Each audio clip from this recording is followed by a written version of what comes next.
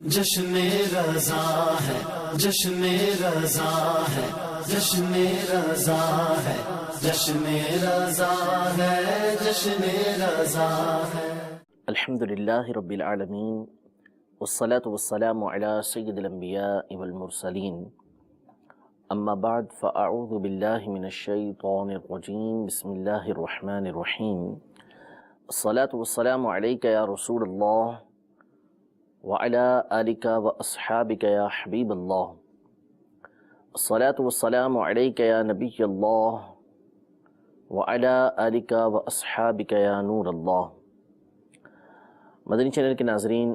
الحمدللہ عز و جل سلسلہ سیرت امام احمد رضا خان رحمۃ اللہ تعالی علیہ میں ایک مرتبہ پھر حاضر ہیں۔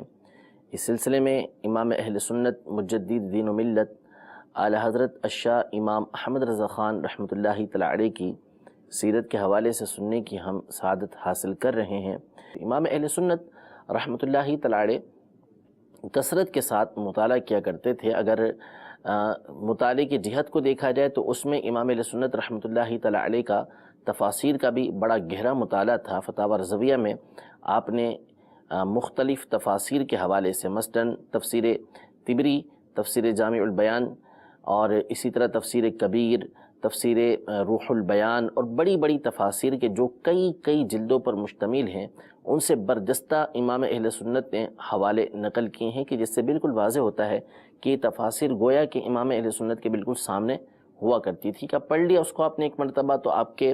بے مثال حافظے کے اندر وہ سارا کا سارا مفہوم بیٹھ جایا کرتا تھا، وہ عبارتیں بیٹھ جایا کرتی تھیں، تو وہ ساری تفاسیر گویا کہ آپ کے سامنے یہ رہا کرتی تھیں۔ اللہ تبارک و تعالی نے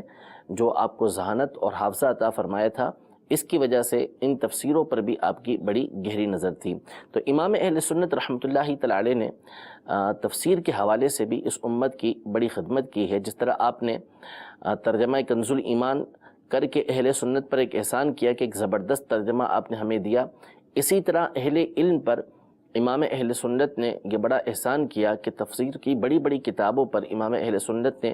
حاشیے لکھے۔ اسی طرح فتاوی رضویہ شریف کے اندر امام اہل سنت نے جگہ جگہ تفسیر کے فوائد بیان کیے کہ کس طرح تفسیر قرآن پاک کی جاتی ہے، کس طرح قرآن مجید فرقان حمید سے فوائد کو حاصل کیا جاتا ہے۔ یہ اصول جا بجا فتاوی رضویہ شریف کے اندر بیان کیے ہیں جنہیں اہل علم پڑھ کر اس سے بڑا استفادہ کر سکتے ہیں۔ امام اہل سنت رحمۃ اللہ تعالی علیہ کی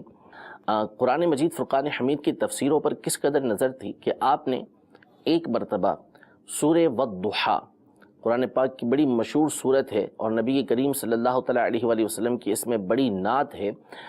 پہلی آیت سے لے کے آخر آیت تک مسلسل نبی کریم صلی اللہ تعالیٰ علیہ وآلہ وسلم کے فضائل و کمالات کو اس میں بیان کیا گیا ہے۔ اعلیٰ حضرت امام اہل سنت رحمۃ اللہ تعالیٰ علیہ کے والد گرامی جو خود بہت بڑے مفسر تھے، انہوں نے اس کے بعد والی جو صورت ہے سورہ الم نشرح لک صدرک، اس کی 500 صفحات پر تفسیر لکھی ہے۔ تو انہوں نے 500 صفحات پر سورہ الم نشرح کی تفسیر لکھی، ہر آیت کے بارے میں وضاحت کی، لیکن ان کے شہزادے یعنی امام اہل سنت رحمۃ اللہ تعالی علیہ سورہ والضحیٰ اس پر ایک مرتبہ جب آپ نے تقریر کرنا شروع کی تو آپ کے حالات میں حیات اعلیٰ حضرت میں لکھا ہے کہ امام اہل سنت صبح 9 بجے سے دوپہر 3 بجے تک ایک جلسے کے اندر مسلسل سورہ والضحیٰ کی تفسیر کو بیان کرتے رہے، اور پہلی آیت ہی کی تفسیر آپ نے 6 گھنٹے تک مسلسل بیان فرمائی کہ اس میں جو تفسیری نکات تھے وہ آپ نے بیان کیے، ایک ایک حرف کے اوپر اس میں کلام موجود ہے، گفتگو موجود ہے، پھر ضحیٰ کے معنی ہے، مختلف معنی علماء نے بیان کیے ہیں، اس میں پھر تفصیل موجود ہے۔ یہ امام اہل سنت رحمۃ اللہ تعالی علیہ 6 گھنٹے تک مسلسل تقریر کرتے رہے، اور خود ارشاد فرماتے ہیں کہ میں نے تفسیر لکھنا شروع کی تھی سورہ والضحیٰ کی، تو اس کی چند آیتوں کو جب میں نے اس کی تفسیر کی تو 80 اجزاء بن گئے۔ 80 اجزاء کا مطلب یوں سمجھ لیں کہ ایک جز جو ہوتا ہے وہ تقریباً 20 بڑے بڑے صفحات پر مشتمل ہوتا ہے، تو 160 صفحات، اور اس کا مطلب یہ ہوا کہ یہ جو لکھا جاتا ہے یہ رف انداز میں لکھا جاتا ہے، پھر اس کو جب فیر کیا جاتا ہے تو یوں سمجھ لیجیے کہ 80 چھوٹے چھوٹے یہ رسالے یا کتابیں اس کی بن گئیں۔ صرف چند آیتوں کی تفسیر امام اہل سنت نے لکھنا شروع کی، پھر آپ نے اس کو روک دیا کہ میں اگر اس کو مفصل لکھنے جاؤں گا تو میں اتنا وقت نہیں نکال پاؤں گا کہ پورے قرآن پاک کی تفسیر کو لکھ سکوں۔ تو یہ امام اہل سنت رحمۃ اللہ تعالی علیہ کی قرآن پاک میں تفسیر جو تھی اس پر نظر تھی۔ اسی طرح ہم نے یہ بھی سنا کہ صدر الشریعہ بدر الطریقہ مولانا امجد علی اعظمی رحمۃ اللہ تعالی علیہ نے جب امام اہل سنت سے ترجمہ کنز الایمان کروا لیا تو پھر اس کے بعد آپ نے امام اہل سنت کی بارگاہ میں عرض کی کہ کچھ نہ کچھ فوائد اس کے لکھے جائیں، تو برجستہ امام اہل سنت رحمۃ اللہ تعالی علیہ یعنی اسی وقت آپ جیسے ہی گفتگو ہوتی پڑھا جاتا آپ قرآن مجید فرقان حمید کے فوائد بھی ان کو بیان کرنا شروع کر دیتے، جو تقریباً ایک پارے تک چلتے رہے، کچھ عرصہ وہ چلتے رہے، پھر اس کے بعد اس کو بند کر دیا گیا۔ تو امام اہل سنت رحمۃ اللہ تعالی علیہ یہ تفسیر کے بھی ماہر تھے، اس سے ہمیں یہ پتہ چل گیا۔ اسی طرح ایک مرتبہ آپ نے بسم اللہ الرحمن الرحیم پر گفتگو کرنا شروع کی تو گھنٹوں آپ اسی پر اس کی تفسیر ہی کو بیان کرتے رہے، اور کئی صفحات پر آپ نے اس کی تفسیر اپنے بعض مقامات پر کی بھی ہے۔ مسلسل اس بسم اللہ الرحمن الرحیم کے فوائد کو آپ نے بیان فرمایا ہے۔ اسی طرح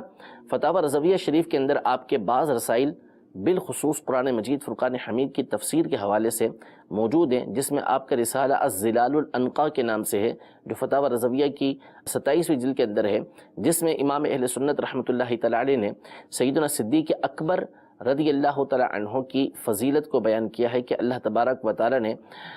سیدنا صدیق اکبر رضی اللہ تعالی عنہ کو تمام جو انسان ہیں ان میں انبیاء کرام علیہم السلام کے بعد سب سے بڑھ کر مقام اور مرتبہ عطا فرمایا، یعنی انسانوں میں سب سے بڑھ کر انبیاء کرام علیہم السلام کے بعد صدیق اکبر افضل ہیں۔ اس موضوع پر آپ نے یہ رسالہ تحریر فرمایا۔ اسی طرح آپ نے امام اہل سنت رحمۃ اللہ تعالی علیہ نے مختلف مقامات پر قرآن مجید فرقان حمید سے اچھوتے آپ نے استدلالات فرمائے ہیں، بالخصوص جب نبی کریم صلی اللہ تعالیٰ علیہ وآلہ وسلم کے فضائل و کمالات کسی مقام پر بیان کرنا ہو تو پھر تو امام اہل سنت رحمۃ اللہ تعالی علیہ کی شان ہی اس کے اندر ایک جدا نظر آتی ہے۔ اس کی ایک مثال میں آپ کے سامنے اس طریقے سے پیش کرتا ہوں کہ قرآن مجید فرقان حمید کے تفسیر کے کچھ درجات علماء نے مقرر کیے ہیں کہ تفسیر کا ایک طریقہ ہوتا ہے تفسیر القرآن بالقرآن، یعنی قرآن کی ایک آیت کی تفسیر قرآن کی دیگر آیتوں کے ذریعے کرنا، یعنی کوئی آیت بیان کرنا چاہتے ہیں کہ اس کا معنی کیا ہے تو دیگر آیتوں کے ذریعے اس کے معنی کو واضح کیا جائے۔ اسی طرح دوسری تفسیر کی صورت ہوتی ہے تفسیر القرآن بالحدیث، یعنی کسی آیت کا معنی واضح کرنا ہے تو وہاں اس کا معنی احادیث طیبہ سے واضح کیا جائے کہ اس سے متعلق اس آیت سے متعلق حدیث کے اندر کیا آیا ہے، اس کو تفسیر بالمعصور کہتے ہیں۔ اسی طرح تفسیر بالمعصور کی ایک دوسری قسم ہے، اور تفسیر کی تیسری قسم ہے وہ یہ ہے کہ تفسیر قرآن بآثار الصحابہ والتابعین، یعنی صحابہ کرام علیہم رضوان نے تابعین نے اس آیت کی تفسیر میں کیا بیان کیا ہے، انہوں نے ان آیات کا معنی کیا کیا ہے اس کو بیان کرنا۔ اسی طرح چوتھی تفسیر ہوتی ہے کہ علوم لغت، یعنی لغت عربیہ جو ہیں اس کے ذریعے اور اسلامی علوم کے ذریعے قرآن مجید فرقان حمید کی تفسیر کرنا۔ اگر کوئی محقق بغور امام اہل سنت کے فوائد کو پڑھے، امام اہل سنت کے فتاوی رضویہ کو اس نظر سے پڑھے گا تو اسے چاروں کی چاروں صورتیں امام اہل سنت رحمۃ اللہ تعالی علیہ کے فتاوی رضویہ میں تفسیر کے حوالے سے نظر آئیں گی۔ ایک چھوٹی سی مثال اس حوالے سے میں آپ کے سامنے پیش کرتا ہوں کہ امام اہل سنت رحمۃ اللہ تعالی علیہ نے رسالہ تحریر فرمایا تجلی الیقین کے نام سے کہ نبی کریم صلی اللہ تعالیٰ علیہ وآلہ وسلم کے تمام انبیاء کرام علیہم السلام کے سردار ہیں، سید المرسلین ہیں۔ اس حوالے سے آپ نے یہ رسالہ تحریر کیا۔ اس میں آپ نے مختلف انداز میں نبی کریم صلی اللہ تعالیٰ علیہ وآلہ وسلم کی فضیلت کو بیان کیا، اور پھر آپ نے انبیاء کرام علیہم السلام کے مقابلے میں نبی کریم صلی اللہ تعالیٰ علیہ وسلم کو جو فضیلت حاصل ہے، یعنی تمام کے تمام انبیاء کرام علیہم السلام یہ بڑے اعلیٰ درجے والے ہیں، لیکن ان پر حضور علیہ السلام کو فضیلت دی گئی ہے۔ قرآن مجید فرقان حمید سے بڑے اچھوتے انداز میں امام اہل سنت نے نبی کریم صلی اللہ تعالیٰ علیہ وآلہ وسلم کی اس فضیلت کو بیان فرمایا، اور یہ فرمایا کہ میں مختصر انداز میں بیان کر رہا ہوں، ایجاز کے ساتھ بیان کر رہا ہوں۔ تفصیل کے لیے تو دفتر درکار ہیں، بڑی بڑی کتابیں اس کے لیے لکھنا پڑیں گی۔ اس میں سے کچھ باتیں آپ سماعت فرمائیں کہ امام اہل سنت نے نبی کریم صلی اللہ تعالیٰ علیہ وآلہ وسلم کے فضائل و کمالات کو دیگر انبیاء کرام علیہم السلام سے جو بڑھ کر حاصل تھے اسے کس انداز میں قرآن مجید فرقان حمید سے بیان کیے ہیں۔ چنانچہ آپ فرماتے ہیں کہ اللہ تبارک و تعالیٰ کے خلیل حضرت سیدنا ابراہیم علی نبینا و علیہ السلام نے قرآن پاک میں ان کی یہ دعا مذکور ہے۔ اللہ تبارک و تعالیٰ ان کا قول نقل فرماتا ہے کہ یہ اللہ کی بارگاہ میں عرض کرتے ہیں کہ وَلَا تُخْزِنِي يَوْمَ يُبْعَثُونَ، اور مجھے رسوا نہ کرنا جس دن سب اٹھائے جائیں گے، یعنی قیامت کے دن مجھے رسوا نہ کرنا۔ یہ اللہ تبارک و تعالیٰ کی بارگاہ میں سیدنا ابراہیم علی نبینا و علیہ السلام دعا کر رہے ہیں، لیکن نبی کریم صلی اللہ تعالیٰ علیہ وآلہ وسلم کا معاملہ اللہ تبارک و تعالیٰ یوں ارشاد فرماتا ہے کہ یوم لا یخزی اللہ النبی والذین آمنوا معہ، یعنی اس دن خدا رسوا نہ کرے گا نبی صلی اللہ علیہ وسلم کو اور جو ان کے ساتھ مسلمان ہیں۔ یعنی ابراہیم علی نبینا و علیہ السلام اللہ کی بارگاہ میں دعا کر رہے ہیں کہ قیامت کے دن مجھے رسوا نہ کرو، یقیناً آپ رسوا نہیں ہوں گے، آپ اللہ تبارک و تعالیٰ کی بارگاہ میں بڑا مقام اور مرتبہ ہی حاصل کریں گے، اور آپ کو حاصل ہے۔ لیکن نبی کریم صلی اللہ علیہ وسلم کی شان دیکھیں کہ خود اللہ تبارک و تعالیٰ آپ کے بارے میں فرماتا ہے کہ قیامت کے دن آپ کو اور آپ کے صدقے میں آپ کے صحابہ کرام علیہم رضوان کو اللہ تبارک و تعالیٰ رسوا نہیں فرمائے گا۔ اسی طرح سیدنا ابراہیم خلیل اللہ علیہ السلام نے اللہ تبارک و تعالیٰ کی بارگاہ میں جانے کی یوں تمنا ظاہر کی کہ انی ذاہب الی ربی سیہدین،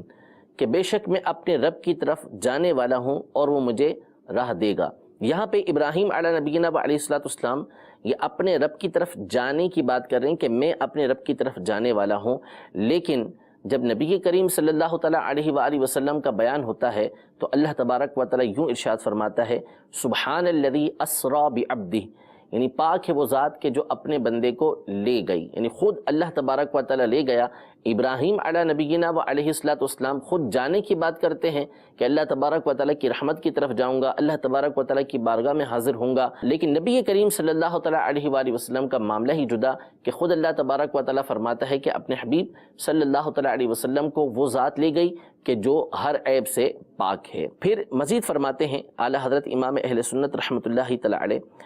کہ خلیل علیہ السلام کے لیے فرشتے ان کے معزز مہمان بن کر آئے، یعنی حضرت سیدنا ابراہیم علیہ نبینا و علیہ السلام کے پاس جب فرشتے آتے ہیں تو معزز مہمان بن کر آتے ہیں، جیسا کہ قرآن مجید فرقان حمید میں اللہ تبارک و تعالیٰ ارشاد فرماتا ہے حل اتاک حدیث ضیف ابراہیم المکرمین، یعنی اے محبوب کیا تمہارے پاس ابراہیم کے معزز مہمانوں کی خبر آئی، یعنی آپ کے پاس ان معزز مہمانوں کی خبر آئی جو ابراہیم علیہ السلام کے پاس آئے تھے اور وہ فرشتے تھے۔ لیکن جب نبی کریم صلی اللہ تعالیٰ علیہ وآلہ وسلم کا معاملہ آتا ہے تو پھر فرشتوں کے بارے میں اللہ تبارک و تعالیٰ یوں فرماتا ہے کہ یہ فرشتے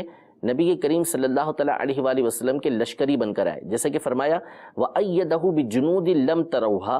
اور ان فوجوں سے اس کی یعنی نبی کریم صلی اللہ علیہ وسلم کی مدد کی جو تم نے نہ دیکھی، یعنی فرشتے جو آئے وہ نبی کریم صلی اللہ تعالیٰ علیہ وآلہ وسلم کے مددگار بن کر آئے، نبی کریم صلی اللہ تعالیٰ علیہ وسلم کے لشکر والے بن کر آئے اور حضور علیہ السلام کے خادم بن کر آئے۔ اسی طرح فرشتے یہ نبی کریم صلی اللہ تعالیٰ علیہ وآلہ وسلم کے مددگار بن کر آئے ہیں۔ چنانچہ قرآن مجید فرقان حمید میں فرمایا والملائکۃ بعد ذلک ظہیر، اور اس کے بعد فرشتے مدد پر ہیں۔ تو حضور علیہ السلام کے لیے فرشتے جو ہے وہ آپ کے لشکری بن کر آتے ہیں، آپ کے مددگار بن کر آتے ہیں۔ یہ مقام اور مرتبہ حضور علیہ السلام کا بڑھ کر معلوم ہوا کہ حضور علیہ السلام بہت بلند و بالا مقام رکھتے ہیں کہ فرشتے بھی آپ کے لشکری اور آپ کے مددگار بن کر آپ کی بارگاہ میں حاضر ہو رہے ہیں۔ اسی طرح امام اہل سنت نبی کریم صلی اللہ تعالیٰ علیہ وآلہ وسلم کی سیدنا موسیٰ علی نبینا و علیہ السلام پر فضیلت یوں بیان کرتے ہیں کہ موسیٰ علیہ السلام اللہ کی بارگاہ میں یوں عرض کرتے ہیں کہ وَعَجِّلْتُ إِلَيْكَ رَبِّي لِتَرْضَى، اور تیری طرف میں جلدی کر کے حاضر ہوا کہ تو راضی ہو۔ یعنی سیدنا موسیٰ علی نبینا و علیہ السلام جب بنی اسرائیل کے ایک گروہ کو لے کر اللہ تبارک و تعالیٰ کی بارگاہ میں گئے تو وہاں جا کر انہوں نے عرض کی کہ میں جو جلدی آیا ہوں اس کی وجہ یہ ہے کہ اے رب میں نے تیری طرف اس لیے جلدی کی تاکہ تیری رضا پاؤں، یعنی تیری طرف آنا جو ہے میرا اس لیے ہے تاکہ تیری رضا مجھے حاصل ہو۔ لیکن نبی کریم صلی اللہ تعالیٰ علیہ وآلہ وسلم کی ذات گرامی ایسی ہے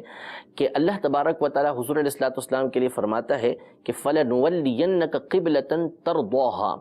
یعنی تو ضرور ہم تمہیں پھیر دیں گے اس قبلے کی طرف جس میں تمہاری خوشی ہو۔ یعنی ہر ایک اللہ تبارک و تعالیٰ کی رضا چاہ رہا ہے، حتیٰ کہ موسیٰ علیہ نبینا و علیہ الصلوۃ والسلام یہ بھی اللہ تبارک و تعالیٰ کی رضا کے طالب ہیں، خود نبی کریم صلی اللہ تعالیٰ علیہ وسلم بھی اللہ تبارک و تعالیٰ کی رضا کے طالب ہیں۔ لیکن اللہ تبارک و تعالیٰ حضور علیہ الصلوۃ والسلام کی شان کیسے بیان فرماتا ہے کہ ہم آپ کو اس قبلے کی طرف پھیر دیں گے جس کو آپ پسند کرتے ہیں، یعنی ساری کائنات اللہ تبارک و تعالیٰ کی رضا چاہتی ہے، اور نبی کریم صلی اللہ تعالیٰ علیہ وسلم کی ذات وہ ہے کہ اللہ تبارک و تعالیٰ آپ کی رضا چاہتا ہے۔ تو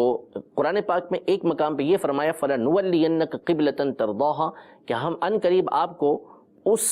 قبلے کی طرف یعنی کعبۃ اللہ المشرفہ کی طرف پھیر دیں گے کہ جس کو آپ پسند کرتے ہیں، یعنی آپ کی رضا اس کے اندر ہے۔ اسی طرح قرآن پاک میں ایک اور مقام پر اللہ تبارک و تعالیٰ نے سورہ والضحیٰ میں فرمایا وَلَسَوْفَ يُعْطِيكَ رَبُّكَ فَتَرْضَىٰ، یعنی اے حبیب آپ کو آپ کا رب اتنا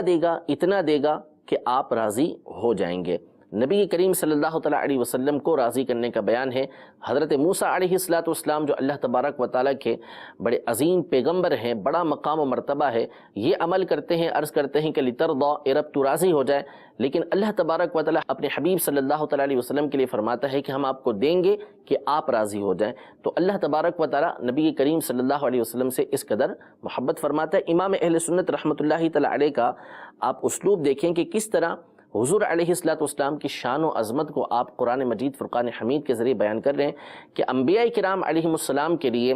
اللہ تبارک و تعالیٰ یوں ارشاد فرماتا ہے اور نبی کریم صلی اللہ تعالیٰ علیہ وآلہ وسلم کے لیے یوں ارشاد فرماتا ہے۔ اسی طرح امام اہل سنت رحمۃ اللہ تعالیٰ علیہ کی قرآن مجید فرقان حمید پر جو گہری نظر تھی، اسی حوالے سے امام اہل سنت نے اسی تجلی الیقین کے اندر یہ نقطہ بھی بیان کیا کہ پورے قرآن کے اندر آپ پڑھتے چلے جائیں تو انبیاء کرام علیہم السلام کو جب اللہ تبارک و تعالیٰ نے ندا فرمائی، ان کو پکارا، بلایا، تو ان کے نام کے ساتھ پکارا، مثلا یا موسیٰ، یا عیسیٰ، یا آدم، یا نوح، یہ الفاظ اللہ تبارک و تعالیٰ نے ارشاد فرمایا ان کے نام لے کر۔ لیکن جب نبی کریم صلی اللہ تعالیٰ علیہ وسلم کو خطاب فرمایا تو اب اللہ تبارک و تعالیٰ نے نبی کریم صلی اللہ تعالیٰ علیہ وسلم کا نامی ارشاد نہیں فرمایا، بلکہ اللہ تبارک و تعالیٰ نے نبی کریم صلی اللہ علیہ وسلم کو القابات کے ساتھ یاد فرمایا۔ مثلا کسی مقام پر یا ایھا المزمل، کسی مقام پر یا ایھا المدثر، کسی مقام پر یا ایھا النبی، یہ نبی کریم صلی اللہ تعالیٰ علیہ وآلہ وسلم کے القابات اللہ تبارک و تعالیٰ نے قرآن مجید فرقان حمید میں ذکر فرمائے۔ تو امام اہل سنت رحمۃ اللہ تعالیٰ علیہ قرآن مجید فرقان حمید کے پیش نظر یہ ارشاد فرماتے ہیں کہ دیکھیں نبی کریم صلی اللہ تعالیٰ علیہ وسلم کی شان و عظمت کیسی ہے اور ان کا مقام و مرتبہ تمام انبیاء کرام علیہ السلام میں کس قدر بلند و بالا ہے۔ یہ ایک تو نبی کریم صلی اللہ تعالیٰ علیہ وآلہ وسلم کی فضیلت کو تو بیان ہمہ وقت ہی کیا جائے گا، ہر وقت ہی کیا جائے گا اور کرتے بھی الحمدللہ۔ یہاں پہ جو دوسری بنیادی بات بتانا مقصود ہے وہ امام اہل سنت رحمۃ اللہ تعالی کی قرآن مجید فرقان حمید پر گہری نظر کو بتانا ہے کہ آپ کے پیش نظر یہ آیتیں واضح طور پہ موجود تھیں کہ کس مقام پر نبی کریم صلی اللہ تعالیٰ علیہ وسلم کی فضیلت کو دیگر انبیاء کرام علیہ السلام سے بڑھ کر بیان کیا گیا ہے۔ اسی طرح جو تفسیر القرآن بالحدیث الشریف ہے، یعنی حدیث شریف کے ذریعے قرآن مجید فرقان حمید کی تفسیر کرنا، تو اسی رسالے کو لیجیے، دوسرے مقامات تو الگ ہیں۔ جب آپ نے ایک دوسری کتاب لکھی الامن والعلا کے نام سے، کسی نے نبی کریم صلی اللہ تعالیٰ علیہ وسلم کے القابات پر اعتراض کیا کہ حضور علیہ الصلوۃ والسلام کو دافع البلا والوبا نہیں کہہ سکتے، کہ حضور علیہ الصلوۃ والسلام بلا کو دور کرنے والے، وبا کو دور کرنے والے نہ ہوں، یہ کسی نے اعتراض کیا کہ نہیں کہہ سکتے، جیسا کہ درود تاج کے اندر موجود ہے۔ تو امام اہل سنت رحمۃ اللہ تعالیٰ علیہ نے اس کے جواب میں ایک عظیم الشان کتاب لکھی الامن والعلا کے نام سے، اور اس میں آپ نے 100 آیتیں ذکر کی اور 300 احادیث طیبہ کے ذریعے اس بات کو ثابت کیا کہ نبی کریم صلی اللہ تعالیٰ علیہ وسلم مصیبتوں کو، وباؤں کو دور فرمانے والے ہیں، اور آپ علیہ الصلوۃ والسلام کے صدقے طفیل آپ کی امت کے اولیاء یہ بھی مصیبتوں اور پریشانیوں کو دور کرنے والے ہیں۔ اس کو آپ نے اتنی احادیث اور آیات کے ذریعے ثابت کیا. یہ الگ آپ کی حدیث اور تفسیر کے اوپر نظر کی ہماری رہنمائی کرتا ہے کہ کس قدر امام اہل سنت کو حدیث و تفسیر کے اندر مہارت حاصل تھی. یہی رسالہ تجلی الیقین، جس میں نبی کریم صلی اللہ تعالیٰ علیہ وسلم کے سید المرسلین ہونے کو بیان کیا ہے، اس رسالے میں امام اہل سنت نے جب اس آیت کی تفسیر کی، تلک الرسل فضلنا بعضهم علی بعض، کہ ہم نے رسولوں میں سے بعض کو بعض کے اوپر فضیلت دی ہے، اس آیت کی تفسیر میں امام اہل سنت رحمۃ اللہ تعالیٰ علیہ نے 100 احادیث طیبہ نقل کی کہ 100 احادیث طیبہ سے یہ بات ثابت ہوتی ہے کہ نبی کریم صلی اللہ تعالیٰ علیہ وآلہ وسلم تمام انبیاء کرام علیہم السلام کے سردار ہیں، رسولوں میں سب سے بڑھ کر ہیں. اس میں سے ایک حدیث مبارکہ میں آپ کی بارگاہ میں عرض کرتا ہوں کہ حضور سید عالم صلی اللہ تعالیٰ علیہ وآلہ وسلم نے ارشاد فرمایا کہ انا سید الناس یوم القیامہ وہل تدرون مما ذالک یجمع اللہ الاولین والآخرین فی صعید واحد. یہ ایک حدیث مبارکہ ہے، یعنی میں روز قیامت سب لوگوں کا سردار ہوں. کچھ جانتے ہو کہ یہ کس وجہ سے؟ اللہ تعالیٰ سب اگلے پچھلوں کو ایک ہموار میدان میں جمع کرے گا. پھر تفصیل کے ساتھ حدیث شفاعت بیان کی کہ جس میں نبی کریم صلی اللہ تعالیٰ علیہ وسلم شفاعت کا دروازہ کھولیں گے. یہاں پر خود نبی کریم صلی اللہ تعالیٰ علیہ وسلم نے ارشاد فرمایا کہ انا سید الناس، میں تمام کے تمام لوگوں کا سردار ہوں. تو اس سے پتہ چل گیا کہ تلک الرسل فضلنا بعضهم علی بعض میں جو فرمایا کہ ہم نے بعض رسولوں کو بعض کے اوپر فضیلت دی، تو نبی کریم صلی اللہ تعالیٰ علیہ وسلم کی ذات گرامی وہ ہے کہ ان رسولوں میں اللہ تبارک و تعالی نے سب سے بڑھ کر آپ کو فضیلت عطا فرمائی ہے. اس طرح امام اہل سنت نے 100 حدیث ذکر کر کے اس بات کو ثابت کیا کہ حضور علیہ الصلوۃ والسلام تلک الرسل فضلنا بعضهم علی بعض میں سب سے بڑا مقام اور مرتبہ رکھتے ہیں. یوں ہی اس کے بعد آپ نے جو تفسیر کی تیسری قسم ہے تابعین اور صحابہ کے آثار کے ذریعے، ان کے اقوال کے ذریعے قرآن پاک کی تفسیر کرنا، تو اسی آیت کی تفسیر میں امام اہل سنت نے 12 صحابہ کرام علیہم رضوان کے اقوال ذکر کیے کہ انہوں نے نبی کریم صلی اللہ تعالیٰ علیہ وآلہ وسلم کے سید العالمین، سید الناس، سید الرسل ہونے کے اوپر کیا کیا کلمات ذکر کیے ہیں. یوں ہی کثیر تابعین کے اقوال بھی آپ نے اس کے اندر ذکر فرمائے. تو فقط ایک آیت کی تفسیر میں امام اہل سنت نے 20 آیتیں، یوں ہی 100 حدیثیں، 20 اقوال صحابہ اور تابعین کے ذکر کیے، جس سے امام اہل سنت تفسیر کی ہر قسم میں کس قدر ماہر تھے یہ ہمارے سامنے ظاہر و باہر ہے. اللہ تبارک و تعالی ہم سب کو امام اہل سنت کے فیوز و برکات عطا فرمائے اور آپ کے کمالات کو اللہ تبارک و تعالی بیان کرتے رہنے کی توفیق عطا فرمائے. اور جو عشق رسول صلی اللہ تعالی علیہ وآلہ وسلم اللہ تبارک و تعالی نے امام اہل سنت کو عطا فرمایا تھا، اللہ کرے کہ اس میں سے کچھ حصہ ہمیں بھی نصیب ہو، اور کل بروز قیامت امام اہل سنت کے ساتھ نبی کریم صلی اللہ تعالی علیہ وسلم کے لبائے حمد کے سائے میں کھڑے ہو کر ہم بھی آپ علیہ الصلوۃ والسلام کی بارگاہ میں درود و سلام بھی پیش کریں، حضور علیہ الصلوۃ والسلام کی ثنا بھی وہاں پر بیان کریں. رب العزت جل وعلا ہمیں اور ہماری آنے والی نسلوں کو مسلک اعلیٰ حضرت پر قائم و دائم رہنے کی توفیق عطا فرمائے. آمین بجاہ النبی الامین صلی اللہ تعالی علیہ وآلہ وسلم. جشن رضا ہے، جشن رضا ہے، جشن رضا ہے، جشن رضا ہے، جشن رضا ہے.